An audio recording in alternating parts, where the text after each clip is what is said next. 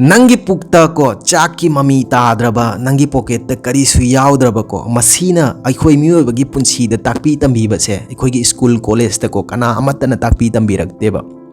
laira ba se yam thina ko tuka chaningai amani ba laira bagi ko haina ba malai ba laira bagi imung da asi ana thok da ba laira ga di ko yamna thuna thok pana phai haina maram di ko aikhoi gi asi ana da sijana ga da ba phiroi gi paisa do ꯑꯩꯈꯣꯏꯒꯤ ꯍꯤꯗꯥꯛ ꯂꯩꯕꯗ ꯑꯗꯨꯝ ꯂꯣꯏꯈꯤꯕꯅ ꯍꯥꯜꯂꯤ ꯍꯥꯏꯅ ꯃꯔꯝ ꯑꯁꯤꯅ ꯂꯥꯏꯔꯕꯁꯦ ꯅꯈꯣꯏ ꯑꯃꯨꯛꯇꯪ ꯐꯖꯅ ꯈꯟꯗꯨꯅ ꯌꯦꯡꯉꯨꯕ ꯃꯔꯝ ꯑꯁꯤꯅ ꯃꯇꯝꯅ ꯂꯩꯔꯤꯉꯩꯗ ꯐꯖꯅ ꯍꯣꯠꯅꯍꯧꯕ ꯃꯇꯝ ꯍꯥꯏꯕ ꯃꯇꯝꯁꯤ ꯌꯥꯝꯅ ꯇꯥꯡꯉꯤꯕ ꯍꯦ ꯒꯥꯏꯁ ꯉꯁꯤꯁꯨ ꯑꯩꯅ ꯐꯖꯈ꯭ꯔꯕ ꯅꯨꯡꯁꯤꯈ꯭ꯔꯕ ꯋꯥꯔꯤ ꯑꯃ ꯄꯨꯗꯨꯅ ꯂꯥꯛꯆꯔꯤ ꯃꯤꯌꯥꯝꯒꯤꯗꯃꯛꯇ ꯑꯩꯒꯤ ꯋꯥꯔꯤ ꯑꯁꯦ ꯌꯥꯝ ꯊꯤꯅ ꯇꯦꯟꯖꯔꯒꯁꯨ ꯌꯥꯝ ꯊꯤꯅ ꯁꯥꯡꯗ꯭ꯔꯒꯁꯨ ꯀꯣ ꯋꯥꯔꯤ ꯑꯁꯦ ꯁꯦꯝ ꯁꯥꯕꯗ ꯃꯇꯝ ꯌꯥꯝꯅ ꯆꯪꯖꯩꯕ ꯑꯩꯒꯤ ꯚ꯭ꯌꯨꯋꯔꯁ ꯑꯩꯒꯤ ꯁꯕꯁꯀ꯭ꯔꯥꯏꯕꯔ ꯑꯩꯒꯤ ꯚꯤꯗꯤꯑꯣ ꯑꯁꯤꯕꯨ ꯌꯦꯡꯕꯤꯔꯤꯕ ꯃꯌꯥꯝꯅ ꯀꯔꯤꯒꯨꯝꯕ ꯑꯩꯒꯤ ꯋꯥꯔꯤ ꯑꯁꯤꯅ ꯐꯖꯕꯤꯕ ꯅꯈꯣꯏꯗ ꯈꯖꯤꯛꯇꯪ ꯑꯣꯏꯁꯨ ꯅꯨꯡꯉꯥꯏꯕ ꯀꯥꯟꯅꯕ ꯄꯤꯕꯤꯔꯒꯗꯤꯀꯣ ꯑꯩꯒꯤ ꯆꯦꯅꯦꯜꯁꯦ ꯁꯕꯁꯀ꯭ꯔꯥꯏꯕ ꯇꯧꯕꯤꯔꯝꯃꯨꯕ ꯁꯕꯁꯀ꯭ꯔꯥꯏꯕꯀꯤ ꯕꯇꯟ ꯑꯗꯣ ꯃꯤꯌꯥꯝꯒꯤ ꯑꯣꯏꯅꯗꯤ ꯐ꯭ꯔꯤꯅꯤꯕ ꯅꯈꯣꯏꯒꯤ ꯁꯕꯁꯀ꯭ꯔꯥꯏꯕ ꯑꯃꯃꯝꯅ ꯑꯩꯒꯤ ꯄꯨꯟꯁꯤꯗꯗꯤ ꯃꯃꯜ ꯌꯥꯝꯅ ꯌꯥꯝꯍꯜꯂꯤꯕ ꯑꯩꯈꯣꯏꯒꯤꯀꯣ ꯅꯨꯄꯥ ꯃꯆꯥ ꯑꯃ ꯄꯣꯠꯆꯩ ꯅꯨꯡꯆꯩ ꯌꯣꯜꯂꯗꯨꯅꯀꯣ ꯌꯥꯝ ꯀꯟꯅ ꯍꯣꯠꯅꯖꯗꯨꯅꯀꯣ ꯃꯥꯁꯦ ꯂꯥꯏꯔꯤꯛ ꯂꯥꯏꯁꯨ ꯇꯝꯕꯅꯦꯕ ꯅꯣꯡꯃꯗꯤ ꯃꯥꯅ ꯑꯁꯨꯝ ꯄꯣꯠꯆꯩ ꯌꯣꯟꯒꯦ ꯍꯥꯏꯅ ꯊꯣꯛꯂꯛꯄꯗ ꯃꯥꯁꯦ ꯆꯥꯛ ꯌꯥꯝ ꯊꯤꯅ ꯂꯥꯝꯂꯦꯕ ꯃꯥꯅ ꯈꯟꯕꯅꯤꯕ ꯍꯟꯗꯛ ꯑꯩꯒꯤ ꯄꯣꯠꯆꯩ ꯑꯁꯦ ꯂꯩꯒꯗꯕ ꯃꯤꯑꯣꯏ ꯑꯗꯨꯒꯤ ꯌꯨꯝꯗꯀꯣ ꯑꯩꯒꯤ ꯄꯣꯠꯆꯩ ꯑꯁꯤꯒꯤ ꯃꯍꯨꯠꯇ ꯀꯔꯤꯒꯨꯝꯕ ꯈꯔꯇꯪ ꯄꯤꯖꯧ ꯏꯁꯤꯡ ꯒ꯭ꯂꯥꯁ ꯃꯇꯪ ꯑꯣꯏꯔꯁꯨ ꯄꯤꯊꯧ ꯍꯥꯏꯖꯒꯦ ꯍꯥꯏꯗꯨꯅ ꯃꯥꯅ ꯑꯁꯨꯝ ꯄꯣꯠꯆꯩ ꯑꯁꯦ ꯌꯣꯟꯕ ꯆꯠꯄꯗ ꯌꯨꯝ ꯑꯃꯗ ꯆꯪꯕꯅꯤꯕ ꯆꯪꯂꯕ ꯀꯥꯟꯗꯀꯣ ꯅꯨꯄꯤ ꯑꯃ ꯊꯣꯛꯂꯛꯄꯅꯤꯕ ꯃꯥꯅ ꯅꯨꯄꯤ ꯑꯗꯨꯗ ꯍꯥꯏꯕꯅꯤꯕ ꯌꯥꯔꯒꯗꯤ ꯑꯩ ꯏꯁꯤꯡ ꯒ꯭ꯂꯥꯁ ꯑꯃꯇꯪ ꯊꯛꯆꯒꯦ ꯍꯥꯏꯅ ꯅꯨꯄꯤ ꯑꯗꯨꯅ ꯍꯔꯥꯎꯅꯀꯣ ꯑꯩꯈꯣꯏꯒꯤ ꯏꯃꯨꯡꯗ ꯆꯪꯈꯤꯕꯅꯤꯕ ꯏꯁꯤꯡ ꯒ꯭ꯂꯥꯁ ꯑꯃ ꯄꯨꯊꯣꯔꯛꯄꯒꯤꯗꯃꯛꯇ ꯃꯥꯅ ꯀꯤꯆꯟꯗ ꯌꯧꯔꯕ ꯀꯥꯟꯗ ꯃꯥꯅ ꯈꯟꯕꯅꯤꯕ ꯅꯨꯄꯥꯁꯦ ꯍꯨꯃꯥꯡꯒ ꯇꯥꯔꯗꯨꯅ ꯌꯥꯝꯅ ꯋꯥꯅ ꯌꯥꯝꯅ ꯁꯣꯟꯅ ꯎꯏ ꯃꯥꯒꯤꯗꯃꯛꯇ ꯏꯁꯤꯡꯒꯤ ꯃꯍꯨꯠꯇ ꯁꯪꯒꯣꯝ ꯒ꯭ꯂꯥꯁ ꯑꯃ ꯄꯤꯊꯛꯀꯦ ꯈꯟꯗꯨꯅ ꯃꯥꯅꯀꯣ ꯁꯪꯒꯣꯝ ꯒ꯭ꯂꯥꯁ ꯑꯃ ꯄꯨꯊꯣꯔꯛꯑꯒ ꯅꯨꯄꯥꯗꯨꯗ ꯄꯤꯊꯛꯄꯅꯤꯕ ꯅꯨꯄꯥꯗꯣ ꯁꯪꯒꯣꯝ ꯑꯗꯨ ꯊꯛꯂꯦꯕꯀꯣ ꯊꯛꯂꯕ ꯀꯥꯟꯗ ꯅꯨꯄꯥꯗꯨꯅꯀꯣ ꯈꯟꯖꯕꯅꯤꯕ ꯇꯥꯏꯕꯪꯄꯥꯜ ꯑꯁꯤꯗ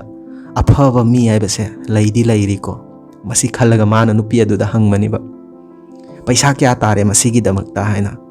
ꯉꯁꯥꯏꯒꯤ ꯅꯨꯄꯤ ꯑꯗꯨꯅ ꯍꯥꯏꯔꯛꯄꯅꯤꯕ ꯑꯩ ꯄꯩꯁꯥ ꯂꯧꯔꯣꯏ ꯑꯩꯒꯤ ꯏꯃꯥ ꯕꯕꯥꯅꯀꯣ ꯑꯩꯈꯣꯏꯒꯤ ꯑꯋꯥꯕ ꯃꯤꯒꯤ ꯃꯇꯦꯡ ꯃꯇꯝ ꯄꯨꯝꯕꯗ ꯄꯥꯝꯕꯗꯀꯣ ꯀꯩꯗꯧꯉꯩꯗꯀꯣ ꯅꯪꯒꯤ ꯑꯣꯏꯖꯕ ꯊꯤꯒꯅꯨ ꯄꯩꯁꯥ ꯂꯧꯒꯦ ꯈꯟꯒꯅꯨ ꯃꯁꯤ ꯍꯥꯏꯔꯛꯈꯤ ꯍꯥꯏꯅ ꯃꯁꯤ ꯍꯥꯏꯔꯕ ꯀꯥꯟꯗꯀꯣ ꯉꯁꯥꯏꯒꯤ ꯅꯨꯄꯥꯗꯣ ꯍꯔꯥꯎꯅ ꯆꯠꯈ꯭ꯔꯦꯕꯀꯣ ꯃꯇꯝ ꯈꯔꯒꯤ ꯃꯇꯨꯡꯗꯀꯣ ꯅꯨꯄꯥꯁꯦ ꯂꯥꯏꯔꯤꯛ ꯂꯥꯏꯁꯨ ꯌꯥꯝ ꯀꯟꯅ ꯍꯣꯠꯅꯔꯗꯨꯅ ꯇꯝꯂꯗꯨꯅꯀꯣ ꯃꯥꯁꯦ ꯗꯣꯛꯇꯔ ꯑꯃ ꯑꯣꯏꯔꯕ ꯃꯥꯅ ꯗꯣꯛꯇꯔ ꯑꯣꯏꯔꯕ ꯀꯥꯟꯗ ꯃꯥꯒꯤ ꯍꯣꯁꯄꯤꯇꯥꯜ ꯑꯗꯨꯗꯀꯣ ꯑꯩꯈꯣꯏꯒꯤ ꯄꯦꯁꯦꯟ ꯑꯃ ꯂꯥꯛꯄꯅꯦꯕ ꯑꯅꯥꯕ ꯑꯃ ꯂꯥꯛꯄꯅꯦꯕ ꯑꯅꯥꯕ ꯑꯗꯨꯒꯤꯀꯣ ꯗꯤꯇꯦꯜꯁ ꯌꯦꯡꯕꯗꯀꯣ ꯉꯁꯥꯏꯒꯤ ꯑꯅꯥꯕ ꯑꯗꯣ ꯃꯈꯣꯏꯒꯤ ꯈꯨꯟꯒꯤ ꯃꯥꯅ ꯄꯣꯠꯆꯩ ꯌꯣꯜꯂꯝꯕ ꯂꯩꯔꯛ ꯑꯗꯨꯗꯒꯤ ꯑꯣꯏꯕꯅꯦꯕ ꯃꯗꯨꯒꯀꯣ ꯃꯥꯅꯀꯣ ꯌꯦꯡꯒꯦ ꯈꯟꯗꯨꯅꯀꯣ ꯉꯁꯥꯏꯒꯤ ꯑꯅꯥꯕꯁꯦ ꯀꯅꯥꯅꯣ ꯍꯥꯏꯅ ꯌꯦꯡꯒꯦ ꯈꯟꯗꯨꯅ ꯂꯥꯛꯄꯗ ꯉꯁꯥꯏꯒꯤ ꯑꯅꯥꯕ ꯃꯤꯑꯣꯏ ꯑꯁꯦ ꯑꯇꯣꯞꯄ ꯀꯅꯥ ꯑꯣꯏꯔꯝꯗ꯭ꯔꯦꯕ ꯉꯁꯥꯏꯒꯤ ꯃꯉꯣꯟꯗ ꯁꯪꯒꯣꯝ ꯒ꯭ꯂꯥꯁ ꯑꯃ ꯄꯤꯊꯔꯛꯈꯤꯕ ꯅꯨꯄꯤ ꯑꯗꯨ ꯑꯣꯏꯔꯝꯂꯦꯕꯀꯣ ꯉꯁꯥꯏꯒꯤ ꯗꯣꯛꯇꯔ ꯅꯨꯄꯥ ꯑꯗꯨꯅ ꯌꯥꯝ ꯀꯟꯅ ꯍꯣꯠꯅꯖꯗꯨꯅ ꯅꯨꯄꯤ ꯑꯁꯦ ꯂꯥꯌꯦꯡꯉꯦꯕꯀꯣ ꯂꯥꯌꯦꯡꯗꯨꯅ ꯐꯔꯦꯕꯀꯣ ꯐꯔꯕ ꯀꯥꯟꯗ ꯅꯨꯄꯤ ꯑꯁꯤꯗꯀꯣ ꯍꯣꯁꯄꯤꯇꯥꯜꯒꯤ ꯕꯤꯜ ꯄꯤꯕꯒꯤ ꯃꯇꯝ ꯌꯧꯔꯛꯑꯦꯕ ꯉꯁꯥꯏꯒꯤ ꯕꯤꯜ ꯑꯁꯦ ꯄꯤꯗ꯭ꯔꯤꯉꯩꯗꯀꯣ ꯗꯣꯛꯇꯔ ꯑꯗꯨꯅꯀꯣ ꯕꯤꯜ ꯑꯗꯣ ꯌꯦꯡꯕꯅꯤꯕ ꯌꯦꯡꯂꯕ ꯀꯥꯟꯗ ꯕꯤꯜ ꯑꯗꯨꯒꯤ ꯃꯊꯛꯇ ꯆꯦꯅꯤꯡ ꯑꯃ ꯏꯔꯒ ꯄꯤꯈꯤꯕꯅꯤꯕ ꯄꯤꯔꯕ ꯀꯥꯟꯗꯀꯣ ꯉꯁꯥꯏꯒꯤ ꯕꯤꯜ ꯑꯗꯣ ꯑꯩꯈꯣꯏꯒꯤ ꯅꯔꯁ ꯑꯗꯨꯅ ꯄꯨꯗꯨꯅ ꯆꯠꯂꯒ ꯉꯁꯥꯏꯒꯤ ꯅꯨꯄꯤ ꯑꯗꯨꯗ ꯄꯤꯈ꯭ꯔꯦꯕ ꯄꯤꯔꯕ ꯀꯥꯟꯗ ꯅꯨꯄꯤ ꯑꯗꯨꯅ ꯈꯟꯕꯅꯤꯕ ꯑꯩ ꯑꯅꯥꯕꯁꯦ ꯐꯕꯕꯨꯗꯤ ꯐꯔꯦ ꯑꯗꯨꯃꯛ ꯕꯤꯜ ꯑꯁꯦ ꯃꯇꯧ ꯀꯔꯝꯅ ꯊꯤꯒꯅꯤ ꯃꯥꯒꯤ ꯀꯟꯗꯤꯁꯟꯁꯦ ꯌꯥꯝꯅ ꯊꯤꯅ ꯐꯠꯇ꯭ꯔꯦꯕꯀꯣ ꯌꯥꯝ ꯊꯤꯅ ꯑꯋꯥꯕ ꯇꯥꯔꯦꯕꯀꯣ ꯃꯥꯅ ꯃꯗꯨ ꯈꯟꯅꯀꯣ ꯕꯤꯜ ꯑꯗꯣ ꯍꯥꯡꯗꯣꯛꯂꯒ ꯌꯦꯡꯕꯗꯀꯣ ꯕꯤꯜ ꯑꯗꯨꯒꯤ ꯃꯊꯛꯇ ꯆꯦꯅꯤꯡ ꯑꯃ ꯅꯛꯂꯝꯕꯗꯣ ꯃꯗꯨ ꯃꯥꯅ ꯄꯥꯗꯨꯅ ꯌꯦꯡꯕꯅꯤꯕ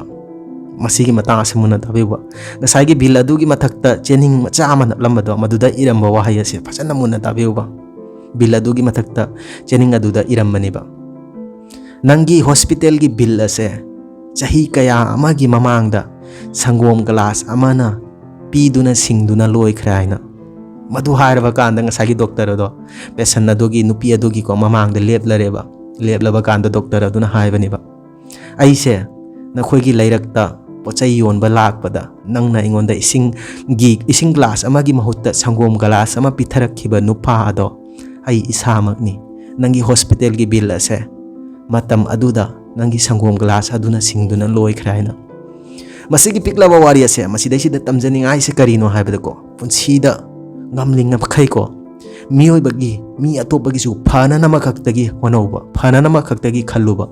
Maramdiko nangna phana tawrabako afaba pumbado laiduna nangonda adum lakaniba adunga namna phattana ma tawrabako fattaba do laiduna nangonda adum lakaniba maram masina matam pumbada afaba khakta khaluba phana nama khakta khaluba miyoiba khudingmaki ko phana nama khakta khangadabaniba masi haraga ngasigi wari ase mata asid loisinjare karigumba wari asina nungai bi bethoklagadi de khoigi friend family da nungsibiduna share tawbikho aduga aloibada nungsibiduna channel ase subscribe tawbiba kawbiramgan